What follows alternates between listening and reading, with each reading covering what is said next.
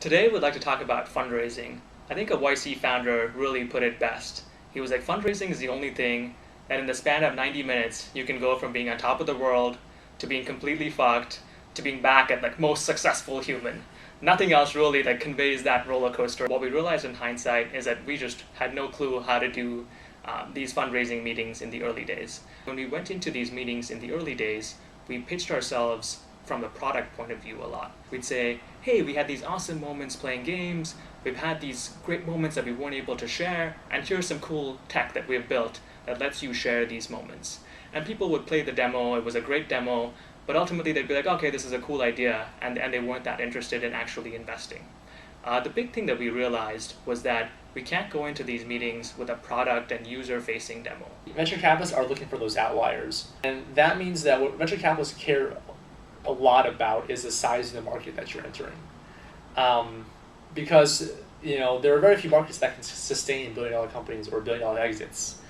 And yes, you have a great team, and you're going to build great products, and you have good traction, you're growing, yada, yada, yada. Those are all sort of check boxes that you need to have. But if you have a good team, you have a great product, and you're growing in a small market, venture capitalists are not going to care. So it's really important when pitching venture capitalists to focus on the big picture and not get stuck in the mud in terms of like, are you going to add this or that feature to your product?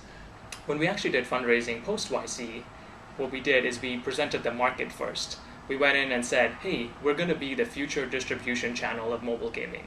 And this may sound super gimmicky, like nothing has actually changed, we're just presenting ourselves in this new cool way and talking about $1 billion market. But in reality, I think a lot of things had actually changed. One, for me, I actually realized how this could be $1 billion company. The second thing I would recommend with fundraising meetings and in those 1-hour sessions is to talk at a high level and then give specific examples of where it's applicable, as opposed to really charting out, okay, here's step 1, here's step 2, step 3, step 4, and so on. It's much better to be, here's step 10, here's where we are right now with step 1, here's what we're going to do with step 2, and maybe drop in one step in between, like, okay, here's step 7. Because it's really hard for you to know exactly what sequence of steps you're going to take, and it's much better to paint a picture where here's where we want to go, and here's where we're going to point the ship in that direction, and there are going to be winds and all this stuff in between, and we'll steer around that. Another thing I want to talk about in terms of fundraising is sometimes it's really ominous to enter these boardrooms at Sequoia and Andreessen Horowitz and be like, oh, Google was here, and when you enter the lobby, you'll see Google and Oracle and pictures of Larry and Sergey, and you're like, holy crap, what am I doing here? And it's very easy to put these firms, in a lot of great firms, but to put them on a pedestal and be like, ooh, we don't really belong here. I think it's very important to really just get into the motions and treat these meetings just like how you would pitch it to a friend.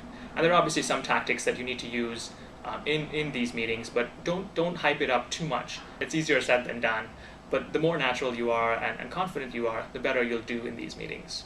The whole purpose of Y Combinator is sort of builds for demo day when you have all these investors that you talk to, and then from there it's kind of off the races. Everyone knows that you're raising money. At demo day, we went around and met with as many investors as possible, and really focused on building a quick connection with them.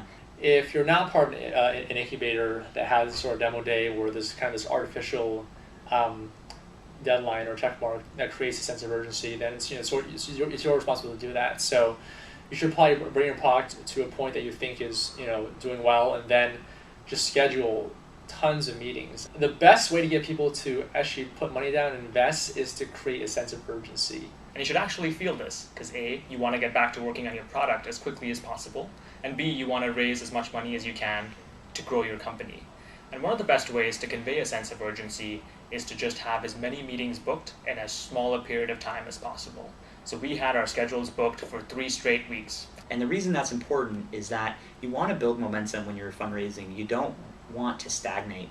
Instead, what you really want to try to do is, get an injection of funds in the early days, and that makes it look like the deal is going to close very quickly, which will likely happen. And I think that fear of missing out is really what drives a lot of investors to decide yes or no. So what we did post-YC is for literally 3 weeks, from 9 a.m. to 7 p.m., Monday through Sunday, we had meetings, phone calls, something or the other, booked with investors. Because you want all of them, all that interest to come in at the same time. It's not okay to have one investor interested and then 2 weeks later have another person interested. So I remember those days, like I'd be driving from one meeting to the other, Matt would be in the passenger seat, and he would be on calls, and we'd be so sleepy, we could only sleep like 3 hours at night, so he'd be on a call, and I'd like go through a red light or do something silly, and he would want to yell, but he couldn't because he was on the call with an investor, and so he'd like motion at the steering wheel or something like that, and be like, oh, okay, crap, and we'd get back on course. But I think, those 3 weeks, just buy a lot of Red Bull, have a lot of coffee on hand, but it's very important that those are some of the most leveraged hours of your life. Try and get as many meetings packed into as small a time period as possible, create this sense of urgency, and try and get investors to commit to giving you money right away.